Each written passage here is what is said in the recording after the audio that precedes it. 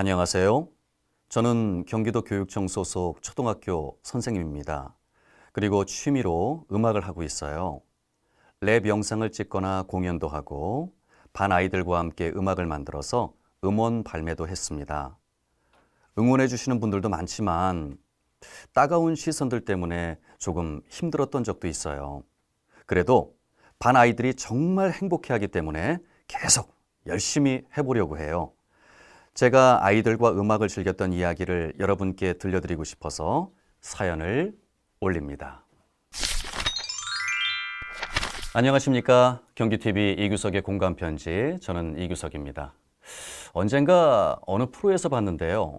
선생님들하고 학생들이 서로 터놓고 이야기하자, 그런 자리였는데 그 자리에서 학생들은 선생님들이 우리를 이해 안 해주고 가둬두려고만 한다, 이런 불만들을 쏟아냈고요. 반면에 선생님들은 선생님을 너무 우습게 한다, 이런 불평을 토로하는 걸 본 적이 있습니다. 독특한 방식으로 이러한 선생님과 학생들의 불만을 잠재우는 선생님이 있다고 합니다. 두 개의 손, 두 개의 이름, 두 개의 삶, 두 개의 길을, 두 개의 나의 발로 당당히 걸어가. 바라봐 제발 다른 나의 오늘. 예. 무척 쑥스럽습니다. 네, 긴 설명하지 않겠습니다. 랩하는 쌤 달지 씨를 만나봅니다. 예. 얘들아 좀 쳤잖아. 얼른 자리에 앉아. 책상 줄 맞추고 교과서 좀 꺼내봐. 복도에서 뛰지 말고 사이좋게 지내야지. 지각 좀 하지 말고 숙제 좀 해오라고. 진짜 어려운 건 부정적인 걸 좋아하는 거야. 마음껏 울어. 울고 싶은 기분이 들 땐 그냥 깨물어. 누군가 널 아프게 할 땐 다시 일어서는 법, 그리고 화해하는 법, 그리고 다시 웃는 법을 너는 잘 알고 있어. 우와, 정말 멋있어요. 이야, 역시 보는 것보다는 직접 현장에 와서 직접 이렇게 듣고 보는 게 훨씬 더 와닿네요. 감사합니다. 대단합니다. 저는 사실 아까 그 오프닝에서 짧지만 그 랩이라는 걸 이렇게 한번 실제로 살짝 흉내를 내봤는데 저한테는 굉장히 어렵더라고요. 왜 많은 사람들이 달치쌤을 좋아하는지 좀 이제서야 알 것 같습니다. 감사합니다. 부끄럽네요. 우선 랩이라는 게 뭔지 좀 간단히 설명을 좀 해주시겠어요? 이제 저는 글을 좋아하고 음악을 좋아했는데 시를 음악으로 이제 담아내는 게 랩이라고 생각해요. 보통은 이제 노래라고 하면은 가사를 짧게 조금 표현을 많이 비유적으로 해서 되게 짧게 담는다면, 래퍼는 자기 가사를 자기가 써야 돼요. 내가 쓰고 싶은 이야기를 음악에 자기가 담아내는 본인의 이야기, 이런 게 랩이라고 생각해요. 아까 전에 들려주신 그 랩 같은 경우에도 물론 박자도 있겠지만 그 안에 담긴 랩의 그 가사를 살짝 들어보면 생각보다 굉장히 많은 의미가 들어있어요. 그렇죠? 그러면 랩은 지금 하신 지가 얼마나 되셨어요? 일단 취미로 그냥 즐겼던 거는 대학교 때부터니까 거의 한 8년 정도 된 것 같고요. 8년 정도요. 본격적으로 제가 음악적으로 제 음악을 만들었던 거는 한 1년 반 정도 된 것 같습니다. 1년 반이요? 이러한 수준에 도달하는데 1년 반이요? 아니요. 그러면 지금 달찌쌤이 보시기에 지금이라도 저처럼 만약에 왕초보인 사람이 랩을 도전하고 랩을 좀 배워보고 싶다고 했을 때 기간이 중요합니까? 아니면 좀 타고난 어떤 음정이랄까? 이런 것이 중요합니까? 저는 사실 제가 이렇게 멋있는 음악을 만들려고 시작한 게 아니라 즐기려고 시작하는 거기 때문에 좀 이걸 즐길 수 있는 마음가짐이 제일 중요한 것 같아요. 내 이야기를 담아내는 과정이 재밌으면 실력이 어떻건 간에 충분히 재밌는 활동들이 되거든요. 들으신 대로 우리 달찌쌤도 한 1년, 본격적으로 시작한 지 한 1년에서 1년 반 정도. 여러분께서 혹시 랩을 배워보고 싶은 그런 분들이 계시다면 충분히 용기를 내서 해보실 만도 할 것 같아요. 그러면은 학교 선생님이 되신 지는 얼마나 되셨나요? 올해로 5년 차입니다. 5년이면은 학교에서 아이들을 가르치는 그 이후에 이제 본격적으로 랩에 이제 입문을 하신 거네요. 그렇죠. 어떤 계기로 어떤 그 방법을 통해서 랩에 입문하게 되셨는지 좀 간략히 소개 좀 해주시겠어요? 이제 사실 대학교 때 취미로 동아리를 했던 게 가장 큰 원인이 됐던 것 같아요. 그때는 이제 조금 가볍게 했던 활동들이었는데 아무래도 그래도 취미가 있다가 직업을 가지고 나서 취미 없이 한 2, 3년 일하고 보니까 너무 조금 심심한 거예요. 열심히 그래도 빠져서 재밌게 즐겼던 취미를 포기하기가 아쉬워서 직장인이 되고 나서는 음악을 할 수 있을 만한 곳이 마땅히 없을 거라고 생각했는데 취미를 즐기시고 사시는 분들이 되게 많더라고요. 그래서 모임을 찾았어요. 직장인 음악 모임을 찾아서 직장인 들어가게 음악 돼서. 모임이요? 네. 트래시박스라고요. 홍대를 기반으로 해서 활동하는 한 150명 정도 회원이 되는 되게 큰 모임이에요. 그러면 직업도 다 다르고 연령대도 네. 다양하겠네요. 네. 그렇군요. 그래서 되게 경험하고 배운 게 많았죠. 덕분에 거기서 이제 랩하는 분들도 계셔서 랩하는 분들 만나게 되면서 조금 본격적으로 공연도 할 수 있게 됐고. 그 랩에 대해서 강의도 나가신다고. 네. 랩에 대해서 강의를 한다기보다는요. 네. 제가 아무래도 교육이면서 유튜브를 하니까 네. 그런 거를 접합하는 거에 대한 강연 같은 거를 조금 종종 하고요. 네. 그 안에서 이제 랩을 어떻게 활용했는지에 대해 혹은 제가 어떤 음악을 하는지에 대한 들려드리기도 하고. 그러니까 그게 이제 교육하고 연관이 돼 있는 거군요. 그렇죠. 그러면은 그 수업을 듣는 강의를 듣는 대상은 같은 동료 교사인가요? 아니면은 그 공직에 계신 분들인가요? 동료 선생님들이 제일 많은 것 같고요. 네. 얼마 전에는 교수님들도 모시고 교수님들도요? 들려드린 적도 있고요. 반응이 어떻든가요?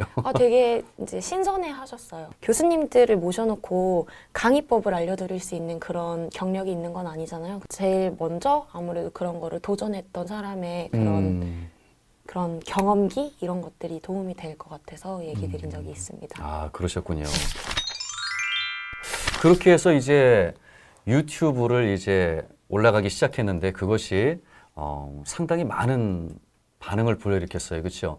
처음에 그런 것을 좀 예상을 하셨나요? 아니요, 전혀 못했죠. 저는 사실 유튜브라는 매체 플랫폼 자체에 대한 그런 이해가 없었기 때문에 어떻게 활용되는지도 몰랐고 저는 단지 그냥 제 동영상 보관하는 장소 정도로만 활용할 생각이었거든요. 저한테는 되게 익숙한 조합이었어요. 취미를 가지고 있는 선생님들이 제 주변에 많으니까 랩을 하는 선생님이나 춤을 추는 선생님들, 마술을 하는 선생님들 되게 많으신데 사실 그분들이 이렇게 선생님인 거를 공개하지 않으시잖아요, 잘. 왜냐하면 선생님인 게 드러났을 때 너무 이제 엄격한 잣대에 부딪히거나 혹은 편견 같은 것들에 조금 힘들어지는 경우가 있어서 사실 선생님인 거를 잘 얘기를 안 하시고 다양한 활동들을 많이 하세요.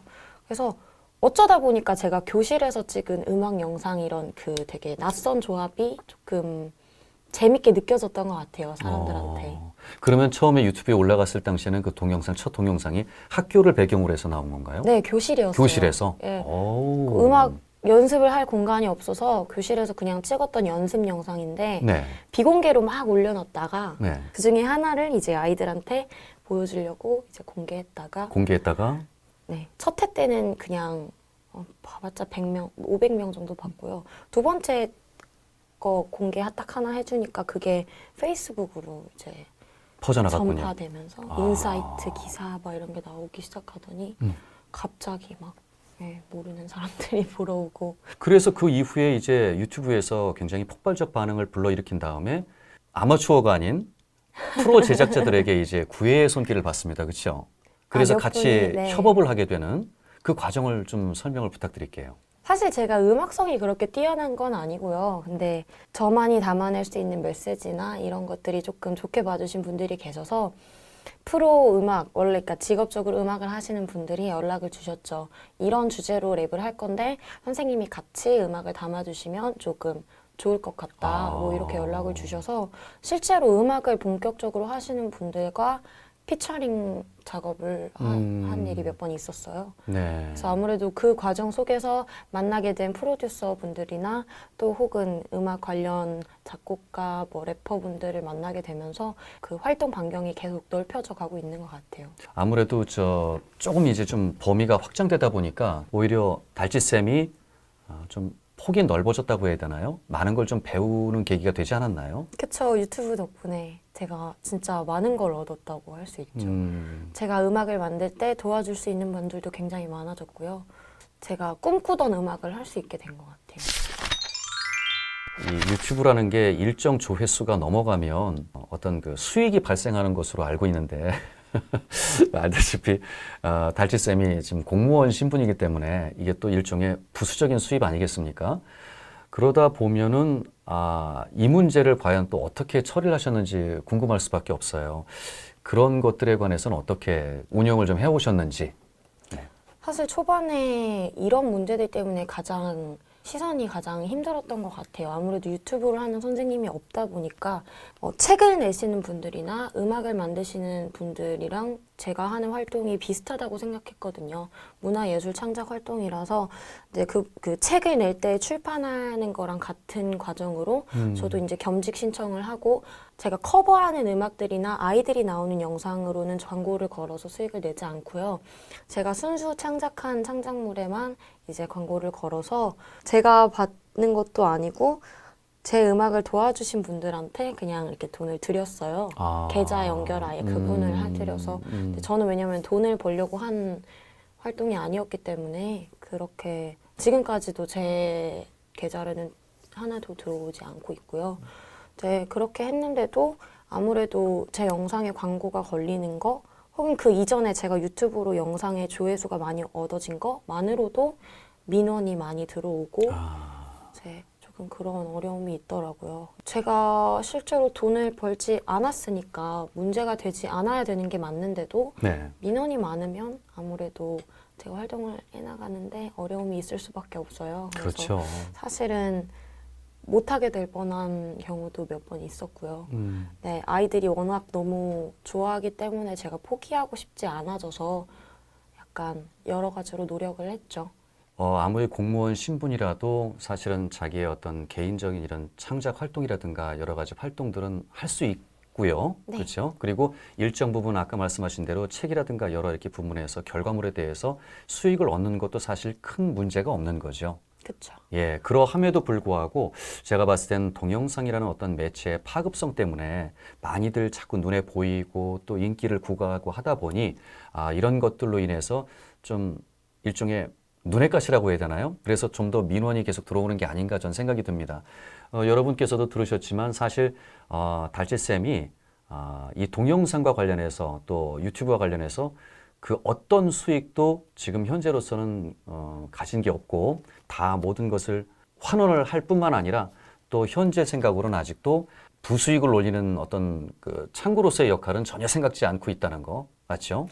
근데 사실 제가 이렇게 말을 나가지 않았으면 좋겠는 게 네, 수익을 올리는 게 나쁜 게 아니잖아요. 그렇죠. 근데 마치 수익을 올리는 게 되게 돈 욕심 있는 나쁜 사람인 것처럼 표현되는 게 싫어서 왜냐하면 사실 제가 이 유튜브를 하면서 영상 제작하시는 분들을 많이 만났는데 유난히 영상 창작에 대한 인식은 조금 약간 낮은 것 같아요.